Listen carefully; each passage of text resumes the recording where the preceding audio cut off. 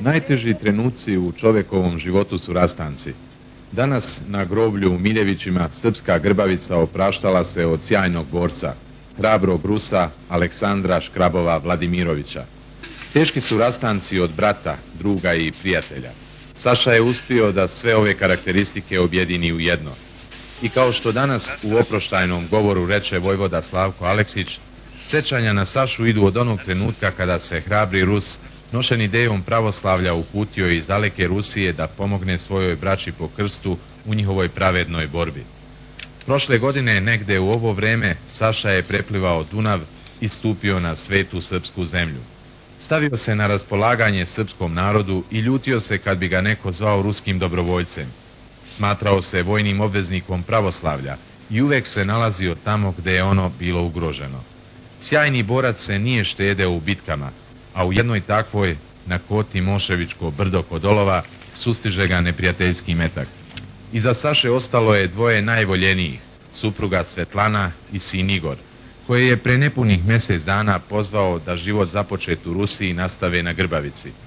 Sašu sada pokriva srpska zemlja, ali u stroju ruskih boraca za pravoslavlje i pravdu nije ostalo upražnjeno mesto. Tu je njegov miljenik, sin Igor.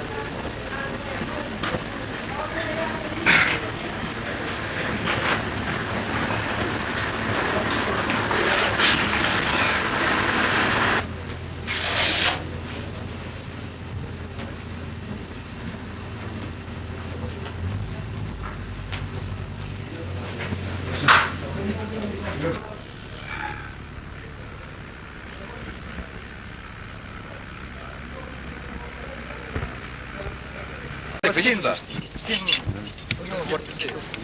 Вот, далеко команда. Где свет? Перед камерой снимать. Света там не будет. Вот мужики, ему нельзя снимать. Надо договориться, можно так. Нет, не можно так. Стали в одну шеренгу. Да нет, конечно.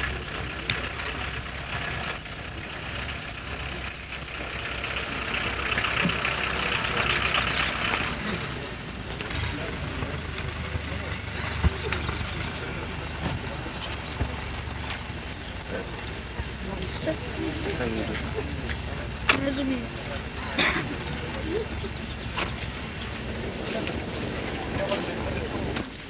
Поближе,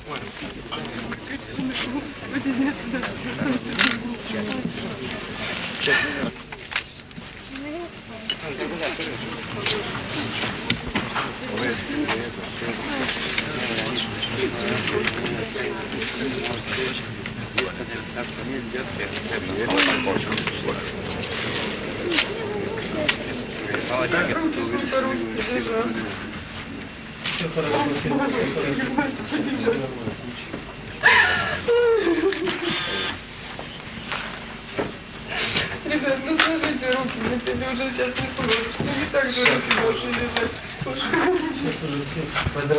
Давай туда подержу, буду вот так. Конечно, тихо, не закрывайте, я сейчас все закрывайте. Простите. Да, не закрывайте.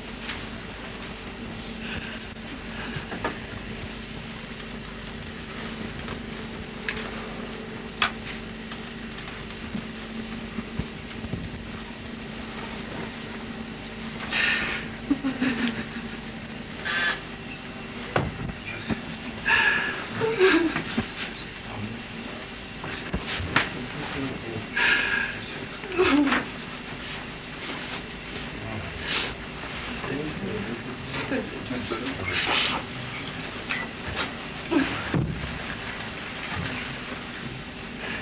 мешаю.